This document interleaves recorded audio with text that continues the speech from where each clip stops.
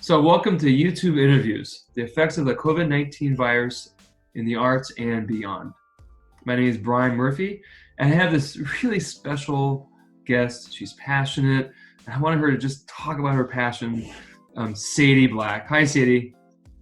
Hello. Hello. Good to see you. It's so good to see you. So Good to see you too. Let's go right in where we were just talking about your passion. Okay.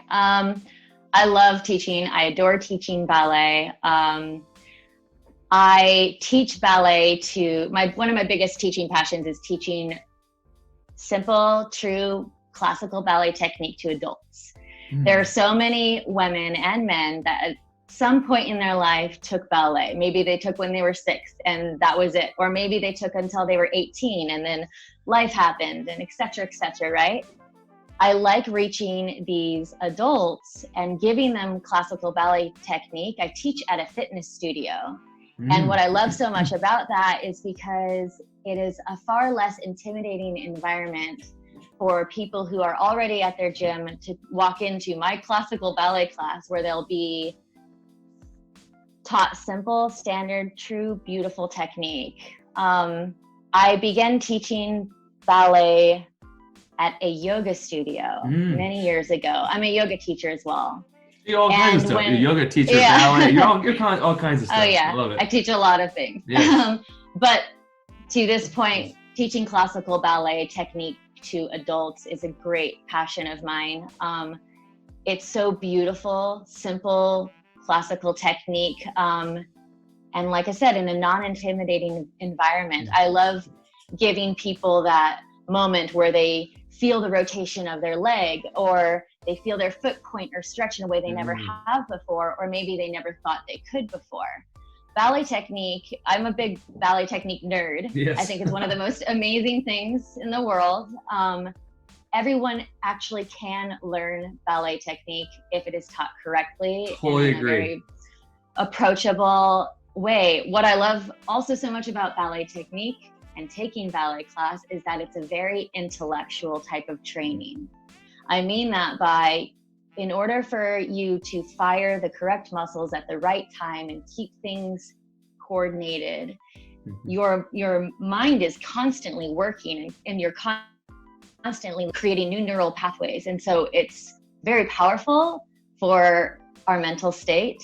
It's so nice to have an hour where you just think about the technique, you feel music, you have a teacher there for you. It's a very cathartic experience. And I know, like, speaking from personal life, like ballet has like saved me many, many times. You know, it's how great a place is it? Like anytime things go awry or terrible in life, we have that, right? We do. It's And definitely a backdrop. Yeah, Yes, I totally agree. Yeah, it's nice to give people that constant, you know, and ballet is such a timeless legacy. I was like chatting the other day, I'm like, ballet is forever, right? Like diamonds are forever. No matter what happens, we can teach our bodies, we can train our bodies. I love giving that to people, especially to adults, where they are not intimidated and they can feel how beautiful ballet is. You know, Sadie, I love that. And you have quite a following. I mean, people are responding to your passion. And do you know, this situation we're in right now is something that obviously none of us thought was going to come. Do you feel that the people who are following you, does that give you like, you know what, I'm going to continue in addition to your passion? Yeah, absolutely. I mean, as this has caused a worldwide heartbreak for so many people, after the initial shock and everything, and then, you know, you start to find your calm. And I realized, among many things, that I adore teaching. I already knew that, but it has become also a saving grace for me too, to be able to communicate with these adults across the nation that are taking these classes. And I even have some in Canada that are taking. And it's a reach that I didn't realize we all have that potential to. You know, the teaching virtually is uncharted territory, but I know it's only good. You know, it's wonderful. It's like, yeah. So it's also helped me a lot in this time to have that constant, and it's been so encouraging, and I'm very grateful to the followers that have accepted or have taken class and have like given me feedback and telling me that it has helped them. I just, of course that helps me, and it's helping me stay in shape. Of course, it is. You know? So you know, Yeah. I'm kind of actually, okay, so I want to hear your point of view of what you think is going to happen when this is all over. Well, I'll say first that I think it is important for us all to kind of temper grand expectation at first. I think it's important for us to be careful with thinking that things will just bounce right directly back. You know, and I don't mean that in a disheartening way. I mean that in the most encouraging way, is to keep your spirit strong, because we'll need to be stronger as this leaves. We need to walk out of this strong and calm and not like very affected and agitated, you know, and using things like taking online classes or like going to ballet. If that's your grace, like that's my grace. I think that this time that we have where we're communicating like this and we're exploring new reaches will help people as we move out of this and then forward into whatever the new forward is. Yeah. That's a good point. And people, yeah. Go ahead. Well, I was just gonna say, and people will dance, you know, specifically. Yes. Ballet is forever. Like diamonds are forever. It is a grand legacy that so many more of us through this virtual platform have access to. And I think that's only going to help us as things evolve out and people are able to go to ballet studios. How many more adult ballet clients will there be now that are not scared to go to ballet anymore? You know, like that's wonderful. I'm gonna challenge that a little bit, because I think you know, we're diving into a new way of thinking. We've created this massive amount of work. Yeah. By the time we call it over, this massive part of curriculum work, where does it go? It doesn't go anywhere. It stays where it's at. And then we have to jump out of that. And then where we're here, we go, okay, well, wait a minute. I'm confused. I thought I was learning all here. Then I got to go to here, but I'm really nervous to be here. When is that, you know? And I think your point of being almost patient, be patient with the process. But there might be a segment of population that really never gets to that place, or it's going to take a lot longer. How do organizations and artists, how do we deal with that? How do we deal with how long it may take? Yeah, because everybody might be different. Everybody might be a little different. I know. Everybody may, every scenario, every climate is different. You know, even within our great nation, every state is quite different from another, you know. Yeah, I think.